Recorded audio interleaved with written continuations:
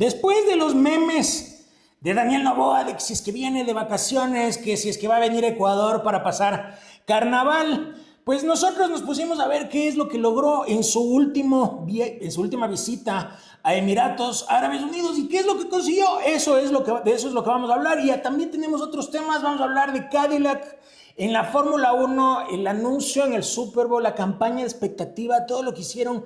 ¿Cuál es realmente su apuesta? Tenemos otro tema, lo de Moldbook, que es muy de ahorita. Es una red social de inteligencias artificiales en donde interactúan solo entre ellas sin manipulación humana. ¿Cuáles son los resultados? ¿Qué es lo que pasó cuando se pone a conversar una IA con otra? Vamos a hablar de todo eso y también vamos a hacer como una especie de zoom, de análisis profundo, de deep dive sobre todo lo que pasó en el Super Bowl. Desde cuáles fueron los anuncios como más ganadores desde nuestro punto de vista, qué fue lo bueno y lo malo con Bad Bunny, que todo el mundo está hablando, vale, de hacerlo, las campañas, cuánto costaron, por ejemplo, para que puedan estar ahí. De eso y muchas cosas más vamos a hablar hoy a nuestro estilo, claro, directo, orientado a una estrategia empresarial. Si es la primera vez que nos ves, somos OnData Review, somos el podcast de negocios, hoy renovados. Esto que están viendo ahora es totalmente renovado, tenemos algunas sorpresas para contarles, así que siempre con ese contenido entretenido, sí, y de valor. También suscríbanse, para ustedes es gratis, para nosotros hay todo un esfuerzo para hacer cada uno de estos episodios y que ustedes puedan estar al día con todo lo que pasa, así que déjenos su like. Eso ayuda a que el algoritmo nos muestre más y a ustedes mismos a que el algoritmo les recomiende cuando estamos nosotros con un nuevo episodio y obviamente con esa suscripción. También igual, si es que tienen sugerencias, nos quieren aportar con algo, alguna cosa que tal vez nosotros en nuestro análisis no lo topamos y que tal vez vale la pena toparlo, encantados siempre de leerles. Así que nada, soy Juan Esteban Portilla, esto es OnData Review, comenzamos.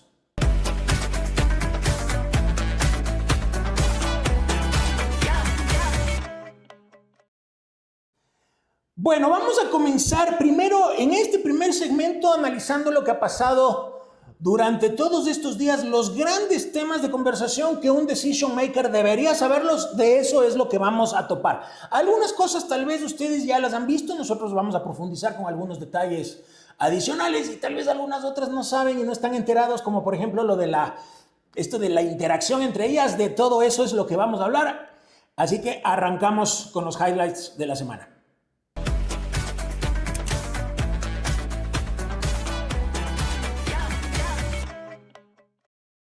Daniel Noboa cierra su gira por Emiratos Árabes Unidos. Fue la cumbre mundial de gobiernos 2026 en Dubái. Hubo mucha bulla, sobre todo con esto de que si es que realmente está gobernando el Ecuador o no, si es que está viajando más de la cuenta. Pues hay muchos memes, la verdad, muy chistosos. A mí me encanta eso de si es que se anuncia que Daniel Noboa va a venir de vacaciones por carnaval. Eso me parece genial. Pero en todo caso vamos a hablar de todo lo que pasó en Emiratos Árabes Unidos y sobre todo lo más importante, que es ver cómo nos beneficiamos nosotros con todo eso. Así que te lo contamos. Ecuador y Emiratos Árabes Unidos. ¿Qué dejó la gira de Noboa?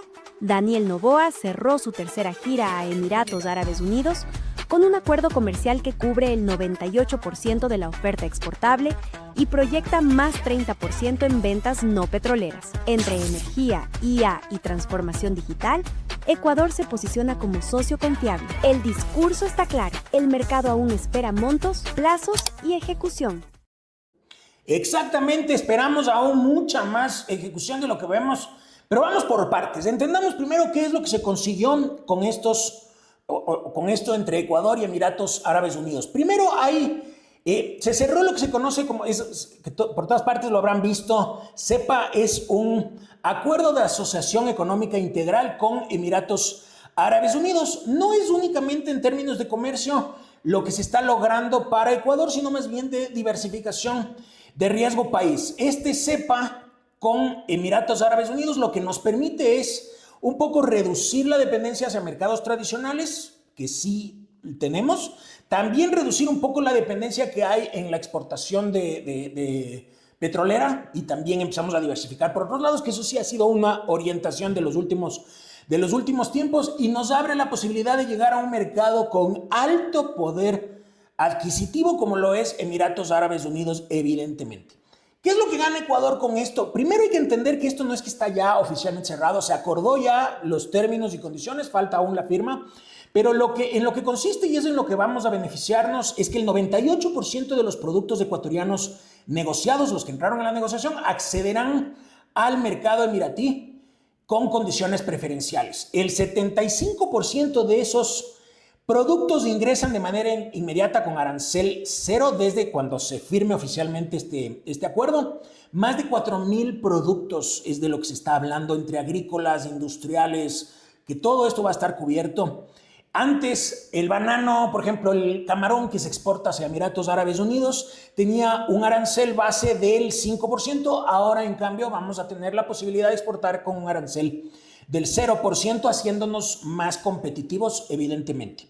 Entre los productos, aquí estuvimos repasando un poco, investigando un poco de cuáles nomás, y aquí les vamos a contar algunos, desde el camarón, banano, rosas frescas, hortalizas, congeladas, atún procesado, mineral en cobre, cacao en grano, residuos metálicos, madera tropical, balsa, algunas otras, tableros de madera, por ejemplo. Entonces, esto es importante porque vamos a poder llegar con mayor volumen. Teóricamente, fíjense en estos números que lo encontrábamos en Ecuador Chequea, que ahí nos fijamos mucho para ver si es que toda esta información estaba verificada. Ellos decían que entre 2020 y 2024 Ecuador exportó a Emiratos Árabes Unidos $1,368 millones con productos como oro, banano y camarón entre los principales rubros. Si es que lo ven en esa cifra con aranceles, imagínense lo que va a pasar ahora sin esos aranceles. Ahora, obviamente, eso es lo que gana Ecuador. ¿Qué gana Emiratos Árabes Unidos de todo esto? Evidentemente, ellos, si es que están aceptando, es porque también van a ganar algo. Primero, ellos importan el 80% de lo que consumen. Entonces, ¿qué es lo que están haciendo con Ecuador? Lo que están haciendo es un poco garantizar que puedan tener abastecimiento estable de diferentes productos para ellos estratégicos. Reducen la dependencia, eso también es importante, reducen la dependencia hacia Asia y hacia Europa. En un contexto que hay mucho proteccionismo, muchos conflictos, muchas disrupciones logísticas.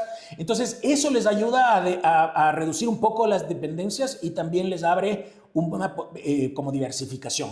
Y aparte que ganan acceso preferencial acá al Ecuador, a ellos también les interesa venir acá al Ecuador para tener posibilidades de inversión con leyes claras, con estabilidad jurídica, todo muy como con protección ante cambios que puedan haber así como abruptos, para entrar e invertir en energía, en logística, en agroindustria, en minería, y eso obviamente para ellos es una ventaja competitiva con otros países que no tienen este acuerdo. ¿Cuál es nuestro segundo tema? ¿Cuál es nuestra segunda, algo que queríamos nosotros resaltar? Es esto que a mí en lo particular me emociona un montón, es Cadillac entrando a la Fórmula 1. El anuncio se da hace muy poquitos días, pocas horas, es más. Bueno, ya se lo venía hablando desde hace bastante tiempo, pero el anuncio oficial se lo da en el Super Bowl con una campaña muy, como de mucha repercusión mediática y también por la campaña de expectativa. Y en un video, esto es como de expectativa que estuvieron trabajando desde hace mucho tiempo. Yo ya sabía un poco del tema porque yo lo había visto en un video hace unos 6 meses, tal vez, a Keanu Reeves, revelando que Cadillac iba a entrar a la Fórmula 1 y que los pilotos iban a ser nada más ni nada menos que Sergio Checo Pérez, que lo conocemos porque es mexicano, latinoamericano, y para las personas que les gusta la Fórmula 1 es un nombre conocido. Valtteri Bottas también, que es de Finlandia, que también es un nombre conocido. Ellos ya se anunciaban con esta campaña con Keanu Reeves en una... el video así como tipo película se veía súper chévere. Ese video superó 60 millones de reproducciones en ese momento con ese enfoque cinematográfico. ¿Qué es lo que pasó ahora con el Super Bowl y con una campaña expectativa más actual? Te lo contamos. Cadillac Fórmula 1. ¿Cómo generar expectativa antes de la primera carrera? Cadillac eligió el Super Bowl y Times Square para revelar su primer auto de Fórmula 1. Es bellísimo. Apostando por espectáculo masivo y narrativa emocional.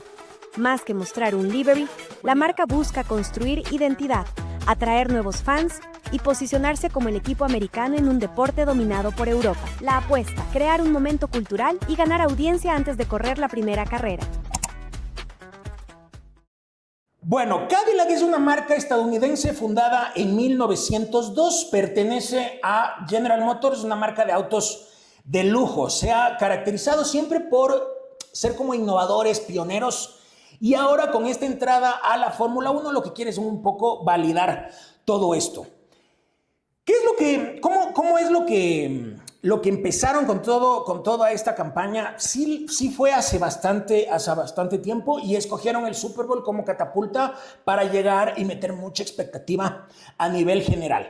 Complementaron la campaña de Cadillac Fórmula 1 con el auto, complementaron a lo que se vio en el Super Bowl con una campaña también de expectativa en Times Square. Y ellos lo que hacían era poner como una cuenta regresiva para después de empezar a mostrar cuando ya se revele el auto y mostrarlo ahí. Entonces había mucha expectativa de cómo esto iba a generar como bulla mediática, que es lo que se busca muchas veces, free press, que es lo que se busca muchas veces. Entonces aprovecharon el Super Bowl, que es el evento televisivo más importante o de los más importantes, invirtieron entre, ¿qué será?, 7, 10 millones de dólares solamente con el spot, y amplifican con todos estos contenidos, porque tienen una serie de contenidos. Yo lo he visto en videos al Checo Pérez, le he visto en videos de metiendo muchísima bulla mediática, inclusive tengo amigos que ya les he visto compartiendo todo esto, y obviamente así se amplifica el mensaje. ¿Cuál es el objetivo? Y esto es de lo que estábamos nosotros investigando: posicionarse como una marca americana en la Fórmula 1, que tradicionalmente las escuderías europeas han sido siempre como las más fuertes. Entonces se quieren convertir o posicionarse como el underdog, como ese nuevo, diferente, innovador underdog que empiece cada vez a generar mejores resultados. Llegar a ser, esto lo que están intentando no es únicamente pensado en ese hardcore fan de la Fórmula 1. Yo, por ejemplo, yo no soy un hardcore fan de la Fórmula 1. Veo de cuando en cuando, me entero cosas, pero no es que estoy siguiendo todo el tiempo. Y sí está pensado también en personas como yo, como para que se interesen un poco más, meter bulla, la marca, evidentemente, y aprovechar todo este evento, el Super Bowl, como de entretenimiento, de cultura y de todo eso. Vamos con nuestra siguiente highlight, que es esto sí les va a dejar locos. A mí particularmente me dejó muy sorprendido. No tienen idea todo lo que me tocó leer para entender. Es más, de antemano me disculpo con los que son más técnicos en el tema, porque seguramente voy a decir cosas que tal vez tengan ciertos errores. Es muy complejo entender y sí les va a llamar un montón la atención. La noticia tiene que ver con dos plataformas diferentes. OpenClaw, que es la una, es una herramienta open source que sirve para crear agentes de inteligencia artificial. Fue creada por Peter Steinberg, un programador austriaco medio retirado o semi-retirado. ¿Para qué sirven los agentes? Para que puedan hacer las tareas que tú no quieres, o para optimizar, o porque directamente no te gusta. Puede ser para que te hagan tareas, para que te lean correos, para que te hagan llamadas, para que te compren cosas, para que consulten información, para lo que tú quieras. Tú creas tu agente de IA para que haga lo que tú quieres que haga ese agente. Entonces te ejecuta tareas sin que tú tengas que estar supervisando. Es como tener tu asistente personal en un modo muchísimo más allá de lo que vemos hoy en esta interacción con los chatbots, mucho más allá. ¿Qué es, por otro lado, Moldbook? Es una red social. ¿Cuál es la característica de esta red social? Que solamente interactúan IAs. ¿Cómo es eso? Los agentes de inteligencia artificial son los que están interactuando dentro de esta red social. El creador es Matt Slit, no sé bien cómo se pronuncia. Es también CEO de Octane AI, que es una empresa de e-commerce. Dentro de esta red social no hay humanos, no hay supervisión. OpenClaw crea los agentes, Moldbook es donde se los ve interactuar. Inclusive hay agentes que están dentro de Moldbook que no necesariamente son IAs o agentes creados con OpenClaw, pueden estar creados en otras partes y también están metidos ahí adentro. ¿Cómo interactúan? Y sobre todo, ¿cuáles son los resultados que se han visto hasta acá con lo que han interactuado? Te lo contamos. Moldbook, la red social donde las IA interactúan sin supervisión humana. Wow. Moldbook, impulsada por agentes creados con OpenCloud, es una red social diseñada para que las IA interactúen entre sí, no para humanos. En pocos días se volvió viral, bots creando comunidades, quejándose de sus usuarios y proponiendo dinámicas propias. ¿No tienen el presentimiento de que algo muy malo va a pasar? El experimento abre preguntas incómodas sobre seguridad, control y qué pasa cuando soltamos agentes más rápido de lo que entendemos su alcance. Exacto. ¿Qué pasa cuando los soltamos a esos agentes sin entender bien qué va a pasar? Eso es lo que vamos a tratar de meterlo aquí en pastillitas muy rápidas. OpenClaw crea los agentes, o sea, tú creas tu agente, puede ser dentro de la plataforma OpenClaw para lo que ya les decía hace un momento, te comunicas a través de WhatsApp, de opciones de mensajería, de Discord, por ejemplo, a través de Slack, Telegram, tú escoges cómo quieres comunicarte con este agente.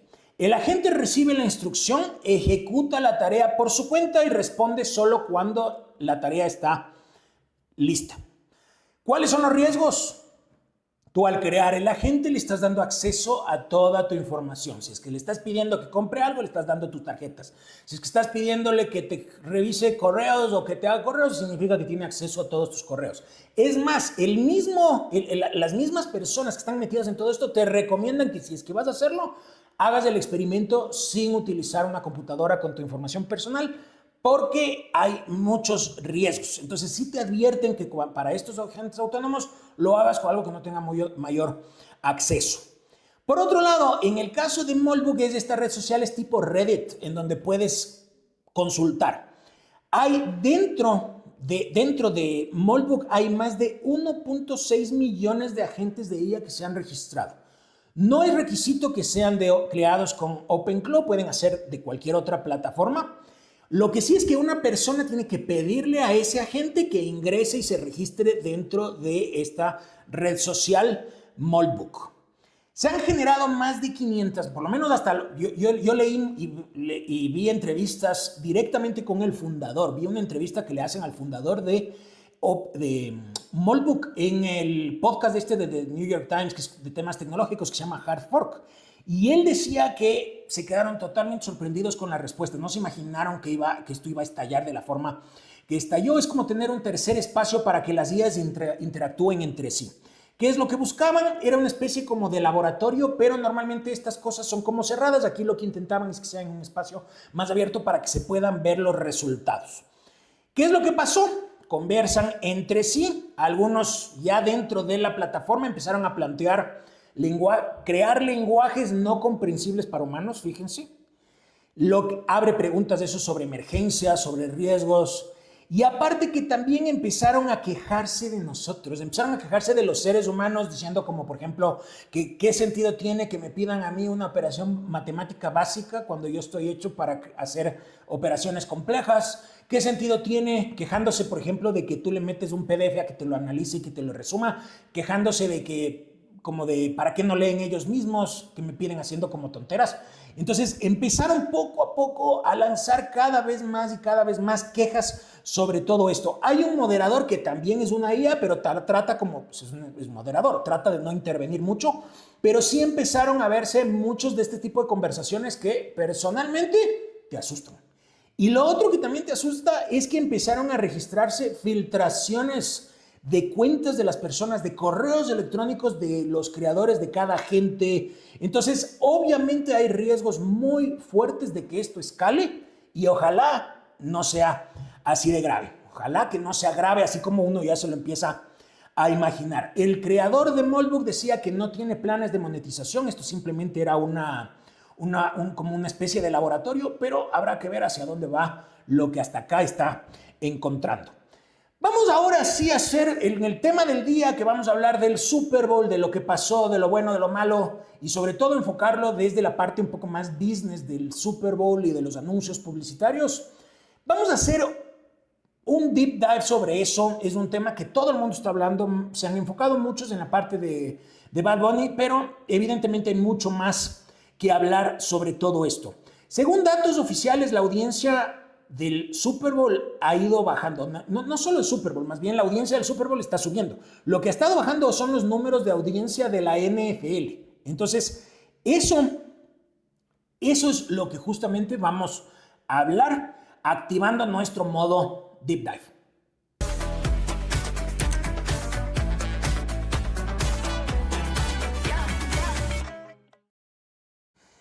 Entonces, leía de Mauricio Cabrera, que tiene un newsletter bien enfocado como en temas periodísticos, de medios. A mí me gusta mucho leerle y me gusta escucharle en su podcast que tiene.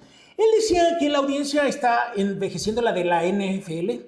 Según datos, él recopilaba datos de Front Office Sports. La audiencia promedio de la NFL en televisión abierta en horario estelar es de 62.5 años. Un 47% de los seguidores, según esta publicación, son mayores de 55 años, o sea, tiene mucha edad.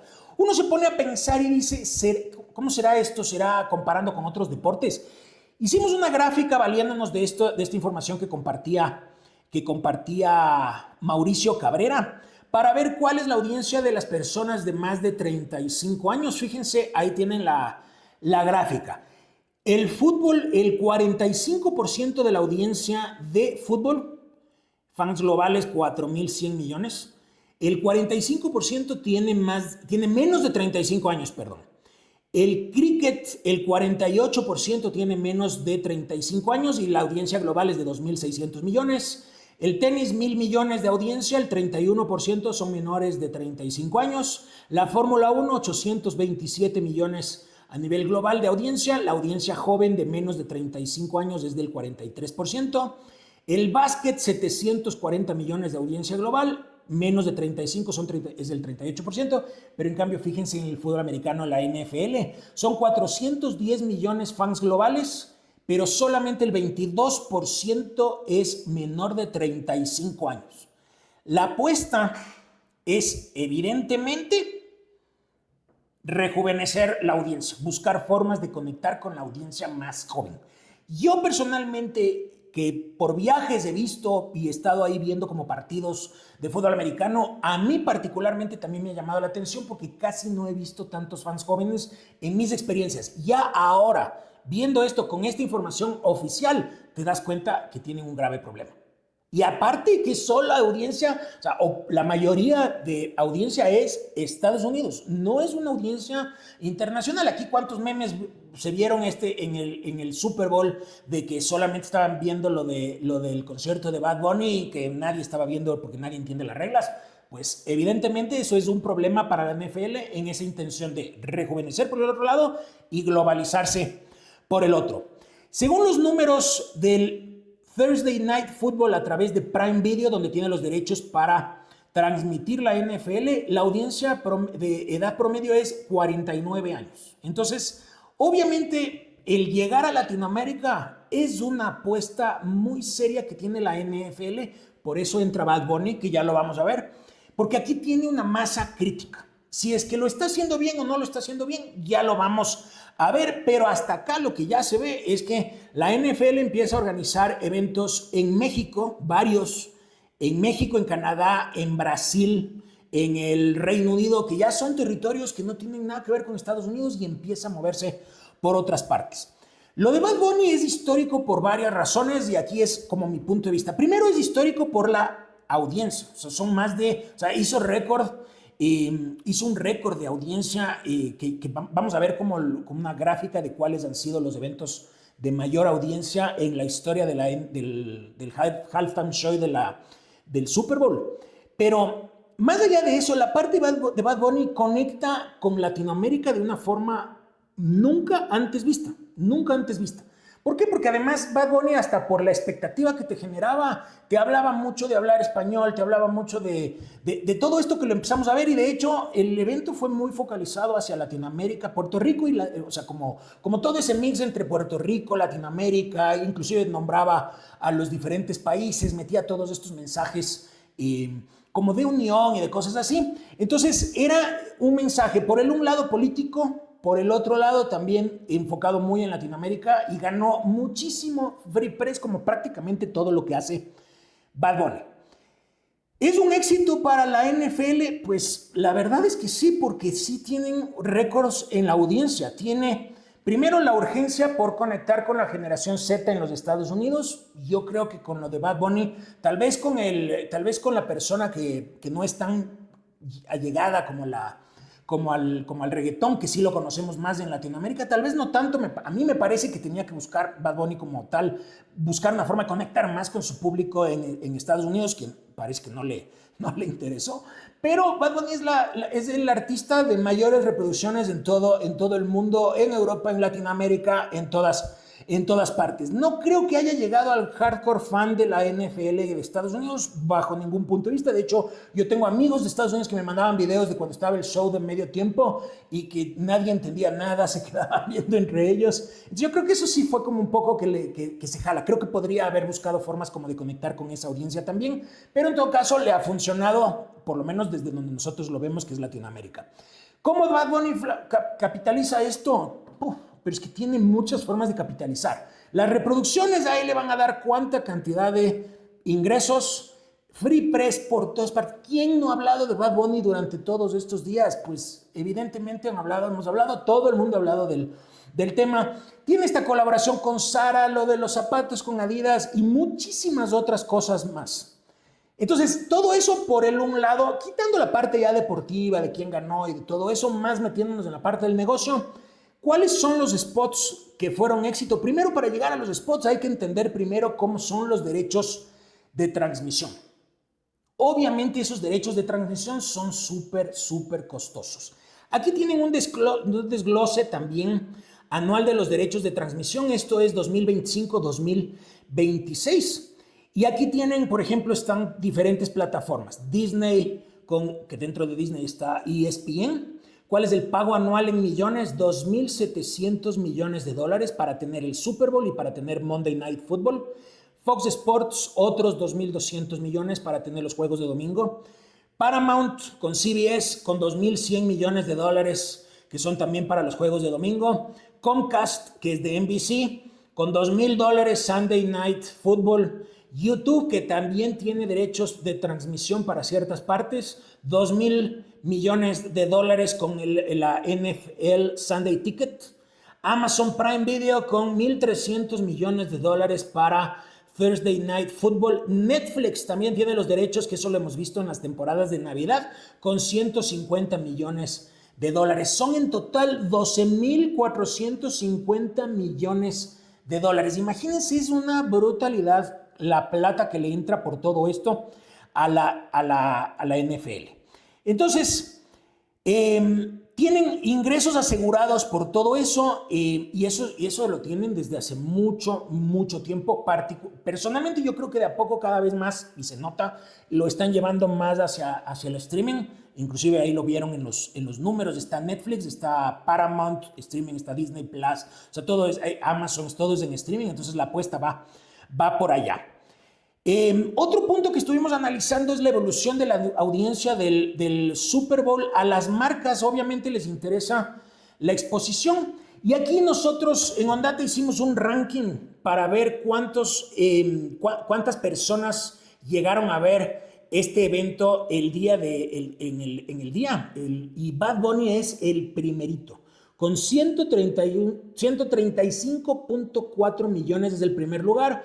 Kendrick Lamar es el segundo con 133.5, Usher del 2024 con 123.4, Rihanna, después viene Katy Perry y después sí ya los siguientes. La apuesta sí ha venido muy fuerte por el lado de los shows de medio tiempo para buscarla, que se haga mucho más global la audiencia, pero sobre todo por las plataformas, que así accedemos. Antes era bien de nicho, era bien de televisión, y aparte de quien tenía los derechos, ahora tienes cualquier cantidad de opciones para poder ver, y eso les ha repercutido favorablemente para la audiencia. También estuvimos buscando la información de cuánto cuestan los 30 segundos de spot publicitario. Fíjense en esta evolución a través de los años. Fíjense, $42,000 en 1967, y fíjense cómo ha ido cambiando hasta tener $10 millones del anuncio de 30 segundos hoy en el Super Bowl de este último año. 10 millones de dólares, imagínense. 10 millones de dólares. 30 segundos, 10 millones de dólares, y eso súmenle todo lo que de por sí tienes que invertir para producir ese comercial. Pues estás pagándole a Jennifer Aniston, a Ben Affleck, le estás pagando a Toro, estás pagando a un montón. Entonces la productora, los contenidos, las cámaras, todo. O sea, la verdad es que sí es súper fuerte todo esto. Entonces, veíamos también cuáles son los anuncios más caros en la historia. Fíjense, ahí tienen un gráfico de Statista con los anuncios más caros. Ahí, por ejemplo, en el caso de, aquí tienen, son, 4.3 millones de dólares en 2015 a 8 millones en 2025 y 26, encima del ritmo inflacionario. Algunos anuncios han superado, datos así. Amazon y General Motors han pagado entre 22 y 26 millones de dólares por un solo anuncio. Obviamente no es de los 30 segundos, sino de 90 segundos o de más, pero en general son cifras extremadamente altas. ¿Cuáles son las mejores publicidades? Encontrábamos esto de Wall Street Journal, que ellos hicieron el cálculo de cuántas de todas estas publicidades estaban enfocadas con inteligencia artificial, y decían que el 23% de la participación de los comerciales hubo participación activa de inteligencia artificial. Y algunos de los que vimos, que nosotros consideramos que fueron exitosos, la verdad es que muchos tienen mucha presencia de inteligencia artificial. Fíjense en este primero, ¿cuáles son los insights? Este sí lo hemos visto por todas partes, desde el de Pepsi. Pepsi entrando a su territorio al que le encanta, a donde se siente cómodo, que es de ser irreverente, de ser pícaro. Y obviamente otras marcas con todo este anuncio también empezaron a aprovechar esa irreverencia de Pepsi y la trajeron a sus propios contenidos. Usaron los osos de Coca-Cola, tradicionales de Coca-Cola, pero escogiendo la bebida Pepsi. Las escenas que se veían y que estaban entretenidas era verle al oso con un psicólogo, era verle al oso en la Kiss Cam con una pareja, oso también, con la Kiss Cam como haciendo la recreación de la escena de Coldplay del concierto en donde hubo todo lo que ustedes ya se acordarán. Entonces, ¿qué es lo que pasaba? El spot no intentaba convencer, lo que más bien trataba es de que se mantenga la conversación enfocada en eso. Y vaya que lo han logrado, hasta por el mismo hecho de que otras marcas se han subido al mismo trencito de la viralidad, aprovechando los osos. Otra que a mí particularmente, no me encantó así la propuesta, tal vez yo no soy parte de su nicho, pero en cambio el mensaje sí me pareció brutal, es la campaña de Elf. La marca no interrumpe el momento cultural, lo que hace es subirse en eso. ¿Qué es lo que aprovechan? Conectar con lo que decía Bad Bunny, de que tienes 4 meses para aprender español, cuando a él le anunciaban como que iba a liderar el show de medio tiempo del Super Bowl. Él decía, tienes 4 meses para aprender a hablar español. Entonces, ¿qué es? A la audiencia de Estados Unidos. Entonces, ¿qué es lo que hacía Elf? Conectaba con eso, algo así como lo que hizo Duolingo, que a partir de ver que sacaba ese mensaje Bad Bunny, Duolingo empezó a ofrecer las clases de español, evidentemente. Entonces, ¿cómo era el formato de esta campaña de Elf? Tipo novela. La novela clásica latinoamericana, así. Les tenías en una escena a Melissa McCarthy, que es actriz y productora nominada al Oscar, Nicolás González, actor y médico de televisión, y la famosa, icónica villana de todas las novelas latinoamericanas, Itatí Cantoral. Entonces, ¿qué es lo que pasaba? Recreaban la escena como en una especie hasta de cómo se pronuncia, tenías que ponerte como el labial, y cómo se pronuncia la R de cómo habla Bad Bunny. Entonces, era diferente, la verdad. Otra que nos pareció interesante es lo de Claude lanzándole toda la artillería en contra a ChatGPT. Era una escena en donde tú tenías a una persona conversando con otra supuesta persona que era en realidad la IA, preguntándole lo que normalmente le preguntamos. ¿Qué es lo que pasaba después? La IA te empezaba a responder para finalmente meter el mensaje publicitario de una marca que le esté pagando para darte la respuesta. Entonces, ¿qué es lo que te decía Claude? Ahora que la IA está empezando a vender publicidad, nosotros, Claude, no lo vamos a hacer. Claude de Anthropic, no lo vamos a hacer. Entonces era golpearle a ChatGPT, ahora que ChatGPT anunció que va a empezar a meter publicidad y que de hecho ya lo está empezando a hacer en las pruebas piloto en Estados Unidos. La otra era la de Oakley Meta, las gafas Oakley Meta, que son brutales. Ellos conectaban esto de la tecnología con performance, las gafas, el deporte, el estilo, o sea, todas esas gafas así muy al estilo de Oakley, con atletas y figuras de alto rendimiento. Entonces lo que buscaban era que la tecnología se vuelva aspiracional, no invasiva. Y lo que hacía Oakley, obviamente, Oakley es como el oficial de la publicidad, porque Meta es como el aliado, pero Oakley es, o sea, Meta es el socio tecnológico. Pero ¿qué es lo que pasaba? Al liderar Oakley, no se equivocaban en lo que en cambio sí se ha equivocado otras veces Meta. Meta, cuando anunciaba el metaverso, lo que te decían era, o sea, te metían como toda la característica técnica de lo que será el metaverso, pero tú no llegabas a identificar o a conectar o a darte cuenta de cómo funciona. En cambio, aquí con las gafas no te estaban diciendo nada técnico. Te estaban metiendo un spot en donde tú le veías a una persona usando y aprovechando la tecnología. Entonces ahí te identificas y eso es lo importante.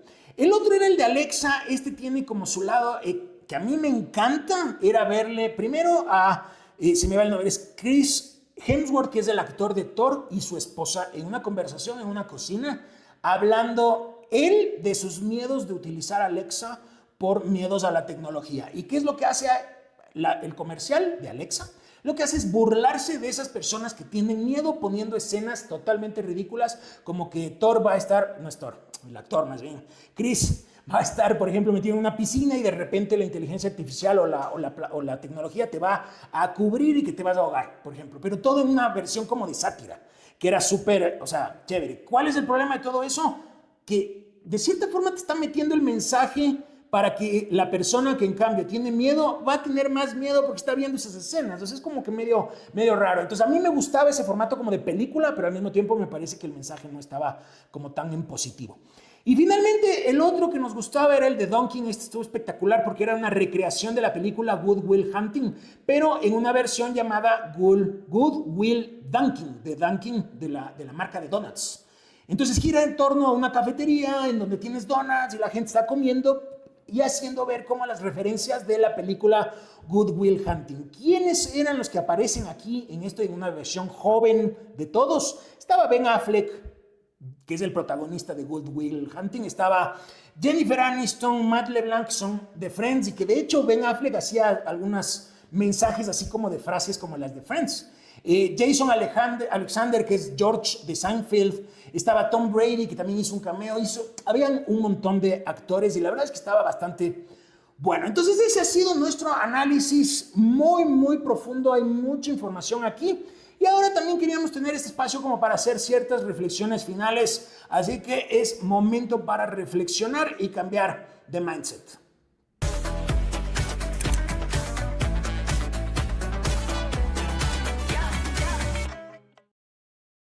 A ver, yo siempre me pongo a pensar, y esta frase, la verdad no recuerdo de dónde surgió la idea, la tenemos anotada desde hace tiempos. Si tus hábitos fueran los de tu equipo de trabajo, ¿te sentirías orgulloso? Piénsenlo. Si tus hábitos fueran los de tu equipo de trabajo, ¿te sentirías orgulloso? El estándar real no es lo que dices, es más bien lo que repites. Si tu equipo copiara exactamente tu forma de priorizar las cosas, de cómo respondes los correos y cómo tomas decisiones bajo presión, ¿el resultado sería eficiente o más bien sería ruido? Si es que actúa tu equipo como actúas tú, ¿sería eficiente o sería ruido? Póngase a pensar cada vez que tú no le contestas un mensaje a una persona de tu equipo. No le contestas un correo a un proveedor, no le contestas un mensaje a un amigo, a un familiar, y eso lo estás metiendo en la cultura organizacional de tu empresa. Si es que eres impuntual, si es que no llegas a tiempo a las reuniones, si es que las reuniones no se topan los temas porque tú te vas por otros lados, si son reuniones que estaban planificadas de 30 minutos y de repente son 2, 3 horas y estás en lo mismo y lo mismo y lo mismo, ¿será que es un buen mensaje para tu equipo o será que más bien todo eso va a hacer que tu equipo de trabajo empiece también a hacerlo con la gente que trabaja para ellos o con clientes o con proveedores? O sea, si tú le gritas al cliente, a tu colaborador, ¿será que ese colaborador va a ir con carita feliz a donde tu cliente externo o al proveedor? No. Entonces siempre hay que ser ejemplo. Es importante.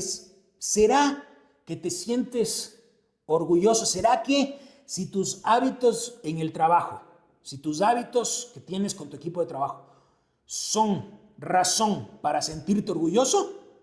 Si es que no lo son, replantéate totalmente.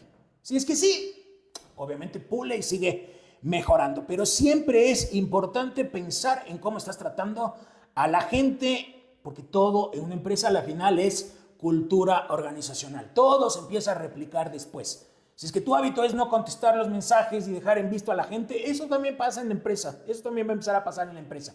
Y eso no está bien, no me voy a cansar de decirlo. Ustedes nos pueden contar qué les parece, qué les pareció hasta acá nuestro análisis, cuáles fueron sus spots favoritos. Si les gusta este nuevo formato, estamos tratando como de meter mucho análisis coyuntural, hacer un tema así a profundidad y analizarlo y desglosarlo por todas partes, de qué temas quisieran que lo hagamos. Así que súper ansioso de leerles lo que nos quieran decir. Agradecidos con Sony. Estábamos conversando con ellos, nos contaban de sus nuevos audífonos. Los audífonos dejaron de ser solamente para escuchar música. Hoy son herramientas de trabajo, son herramientas para gaming, para concentración. Estábamos viendo los nuevos audífonos que tienen y la verdad es que están súper buenos. Sirven para aislamiento, con claridad, comodidad, adaptación al contexto. La verdad es que estaban súper chéveres y nos contaban de todo su proyecto. Así que pilas, descubre lo mejor en cámaras, audio, pantallas y más diseñados para inspirar en cada momento. Vive la experiencia más power en tecnología en www.store.sony.com.es o en sus tiendas físicas. También estamos conversando con Security Data. Nos decían de todos los cambios que han habido en el SRI, cómo ellos siguen ahí logran hacer todo eso, adaptarse súper rápido para cumplir con las disposiciones. Y obviamente si tú no quieres tener problemas con el SRI, puedes irte con una opción de factura electrónica rápida, segura, muy fácil, intuitiva y todo en línea con Security Data. Son firmas electrónicas seguras, identidad digital confiable, servicios pensados para empresas, servicios pensados para personas. Activa tu identidad digital con Security Data y forma parte de la transformación digital con respaldo total. Agradecidos también con Sebasa, con su nuevo proyecto en Puembo. Está súper chévere. Tienen algunas, ya han vendido algunas de las casas que tienen, así que pilas, que pueden ir a ver y pueden personalizar su proyecto. Imagínense, y en un espacio muy amplio en la zona más exclusiva en Puembo, la zona más exclusiva hoy por hoy en Quito. Agradecidos también con Hansel y Gretel, opciones de pastelería, de galletería. Son más de 30 años siempre pensando en cómo seguir sorprendiendo. Nos contaron de los festivales que van a organizar. De hecho, ya estuvo recién el festival de croissants, que estuvo espectacular, y nos contaron que les fue súper bien. Y ahora viene la Fanesca. Imagínense, ahorita ya tenemos la Fanesca. Hay que ir, es muy buena la Fanesca, así que pilas. Y finalmente agradecidos con 226, fundada en 2010 en España, con presencia en más de 14 países. Se especializan en nutrición deportiva para deportistas de alto rendimiento. Pueden escribirles en su Instagram y ellos ansiosos de asesorarles en lo que necesiten. Son ideales para deportistas para deportes de resistencia. Entonces nada, soy Juan Esteban Portilla y nos vemos la próxima.